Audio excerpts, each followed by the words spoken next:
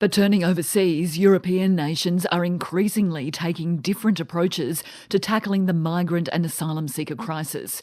Sweden and other Nordic countries are planning to deport tens of thousands of people who are not found to be refugees.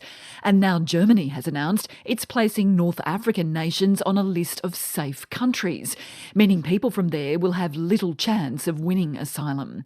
Anne Barker reports. The latest tragedy in waters off Greece shows just how many migrants are still making the perilous journey to Europe. This week alone, Italian authorities have rescued more than 400 people whose boats capsized. These were the lucky ones. Another 18 drowned yesterday when their boat sank. Even in winter, an average of 1,500 people a day are setting out in flimsy boats or rubber dinghies. The numbers arriving are putting so much strain on EU nations. Some are now planning to deport tens of thousands of migrants. Sweden's Interior Minister is Anders Ygeman. Those people who doesn't get their asylum approved should return to the country of origin.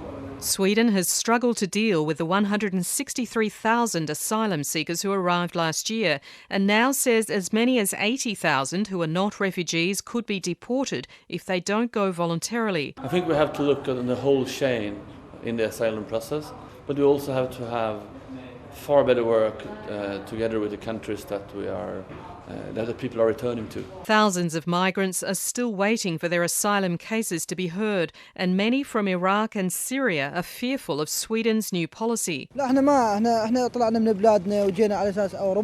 We've left our country to come to Europe, a country of human rights, women's rights, says this man. This decision from the Swedish government doesn't help us. We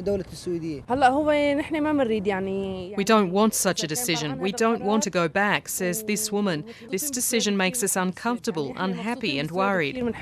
Public opinion among many Swedes has turned against migrants. It's not been helped by a recent riot at one refugee hostel where staff had to lock themselves into a room. It's very hard. It's not fun to live here anymore, says a woman who lives nearby. I enjoy my flat, but I don't enjoy my neighbours. Finland too has announced it plans to deport 20,000 migrants, and Norway wants to send 5,000 back to Russia, their last stop. It's outraged pro-refugee groups who've staged a rally in Oslo against forced deportation. Now Germany too has announced tough new measures to stem the number of migrants arriving there. It's placing Algeria, Morocco and Tunisia on a list of so-called safe countries of origin that mean any of their citizens seeking asylum in Germany would be unlikely to succeed. It's led one EU official, Foreign Policy Chief Federica Mogherini, to appeal for unity on the issue. Whenever we fight, how is it possible for me to go and discuss with Jordan, with Lebanon, but even with Ethiopia, that hosts 700,000? What is the consistency, the credibility of the Europeans, the big Europeans, the powerful Europeans, in dealing with the rest of the world? European leaders have met this week to discuss other measures to address the migrant issue.